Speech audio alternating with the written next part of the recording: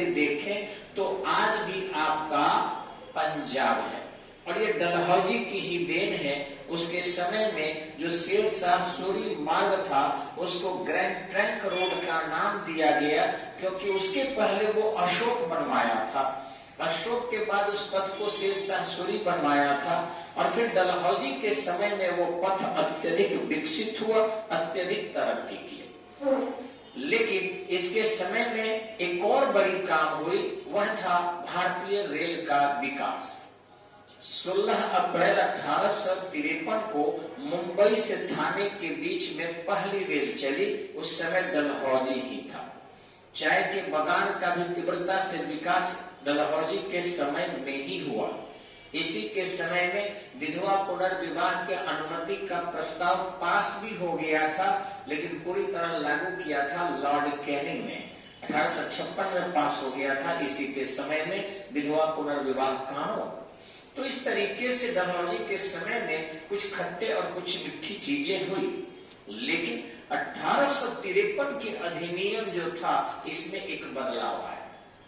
आपको पता होगा कि 1773 के रेगुलेटिंग एक्ट, 1784 के पिट्स इंडिया एक्ट, 1813 का कंपनी अधिनियम, 1833 का कंपनी अधिनियम सब परमिशन देते रहा कि कंपनी को अगले 20 साल तक भारत में व्यापार करने की अनुमति है।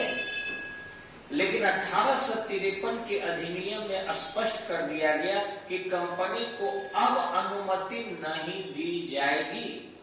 यानी अब जो है कंपनी आपको कभी भी समाप्त हो सकती है और कभी भी ब्रिटिश साम्राज्य में भारत को मिला लिया जाएगा। यानी अब कंपनी की सत्ता नहीं रहेगी, अब ब्रिटेन सरकार की सत्ता भारत में हो सकती है। ये 1853 में आया। दूसरा, 1833 में जो एक प्रस्ताव था कि आईसीएस की नियुक्ति अब प्रतियोगिता परीक्षा के आधार पर होगी, वह चीज इसमें भी आ गया, यानी 1853 में भी। खैर इसके बाद जो है सेना में एक और पद्धति आई कि बड़े पैमाने पर भारतीय सैनिकों को जो ऊंचे पदों पर नियुक्त किया जा रहा है उनको विराम लगाया, और सेना के अनुपात में यूरोपीय सैनिकों की संख्या को डलहौजी बढ़ा दिया। नहीं तो 1857 के विद्रोह के समय में पूरी तरह अंग्रेज समाप्त हो जाते। लेकिन डलहौजी की ही देन थी कि टेलीग्राफिक लाइन से सूचना पहुंचने लगा, रेल के विस्तार भी हो चुका था, सड़क परिवहन के विस्तार भी हो चुके थे, इसलिए सेना का माइग्रेशन आसान था, विद्रोह को कंट्रोल आसानी से किया जा सकता था, और इसलिए ही कंट्रोल हुआ। नेक्स्ट, सेना के मुख्यालय को ट्रांसफर करके शिमला लेकर चला गया था। ठीक इसी ढंग से कुछ सैनिक के मुख्यालय मेरठ में थे ही जो बगावत हुआ था। तो इन सब चीजों से जो है सेना के जो परिवर्तन हुए थे, बंगाल में जो था सेना कभी बगावत नहीं की। दूसरा कि सरदार जो है मिला लिए गए थे, सरदारों ने 1857 के विप्लव को रोकने का काम किया, यानी अंग्रेजों की मदद किए थे। तो निश्चित रूप से 1857 के विद्रोह के पहले ही डलहौजी एक ऐसा गवर्नर जनरल ऑफ इंडिया था जो भारत को अंग्रेजी शासन को इतना मजबूत बनाने का प्रयास कर दिया था कि 1857 के विद्रोह भले उसके असंगठन के कारण असफलता मानी गई हो, बहुत सारे कारण गिनाए जाते हैं, लेकिन एक कारण यह भी था कि डलहौजी पहले ही इतने अच्छे ढंग से अंग्रेजी सत्ता को मजबूत कर दिया था, कंपनी के सत्ता को मजबूत कर दिया था कि उसे भारतीय लोगों के लिए वेध पाना एक कड़ी चुनौती बनी। नहीं भी वेध पाए हम लोग, हालांकि प्रयास हमारा बहुत हद तक सफल भी रहा, हमने अपने उपस्थिति को दर्ज जरूर करा दिया था। अब रही बात जो आईसीएस की बात, तो थोड़ा सा मैं आपको बताना चाहूंगा इस फेसबुक के माध्यम से, वीडियो के माध्यम से, कि आज 16 फरवरी है, 16 फरवरी 2022। ध्यान रखेंगे 22 फरवरी तक आईसीएस का यानी आईएएस का फॉर्म भरा जा रहा है। अब आईएएस के आवेदन में हम बिहारी छपरावासी ये सोचने लगते हैं कि एग्जाम देंगे तो हमारा एक चांस खराब हो जाएगा। गलत बात है। सामान्य जाति के लोगों को 6 चांस मिला है, ओबीसी के लोगों को 9 चांस मिला है, शेड्यूल ट्राइब लोगों को अनलिमिटेड चांस है। तो आपका चांस इतना ज्यादा है कि खराब नहीं होगा।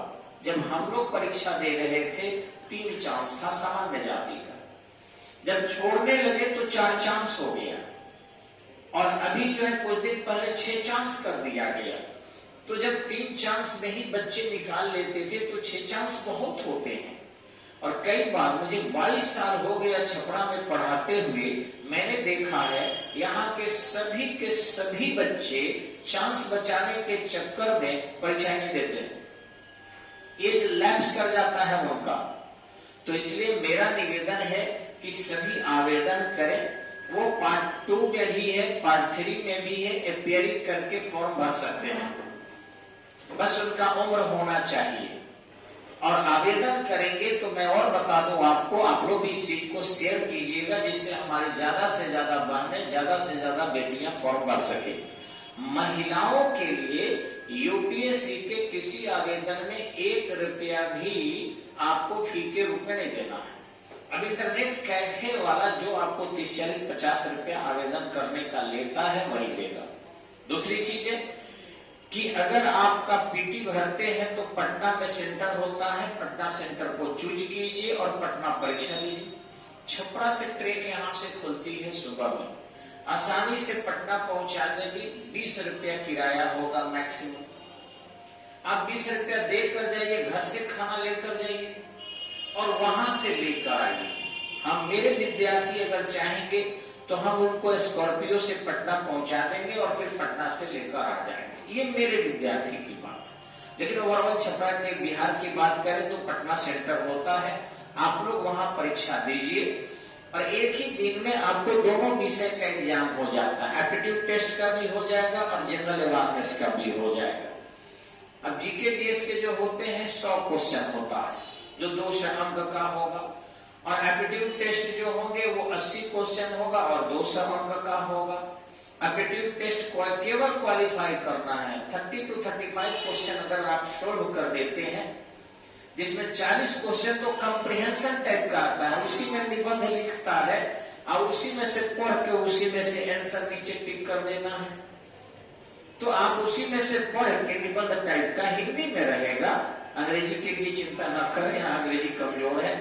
तो एक ढंग से हिंदी में कहानी रहेगा, गांधी जी पर रहेगा, पर्यावरण पर रहेगा, ठीक इसी ढंग से आपका कोरोना महामारी पर रहेगा, कुछ भी रहेगा, उसी को पढ़ें और उसी को नीचे लिखें। वो हम रेगुलर क्लास में बता देते हैं कि किस तरीके से उसे आसानी से आप क्वालिफाई कर सकते हैं।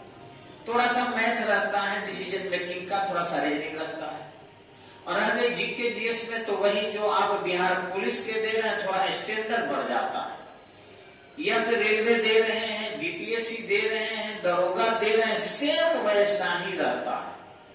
आज के लड़के आईएएस की परीक्षा देने वाले दरोगा का भी परीक्षा दे रहे हैं, आपको बिल्कुल सत्य में बोल रहा हूं। किसी को अनपढ़ लग रहा होगा, लेकिन जो तैयारी नहीं कराता है वो कुछ बोल सकता है। हम लोग कराते हैं, देखते हैं, वही लड़का आईएएस का भी पीटी निकालना है, दरोगा का भी पीटी निकालना है, मेरे यहाँ का ही लड़का बीपीएससी का भी पीटी निकालना है। कम से कम 60 ऐसे लड़के मेरे हैं जो बीपीएससी भी पीटी निकाले हैं, मेन लिखे हैं, और इधर दरोगा का भी पीटी निकाले हुए हैं, मेन की तैयारी में लगे। 60 स्टूडेंट कम से कम है मेरे विद्यार्थी, तो मैक्सिमम ऐसे करते हैं।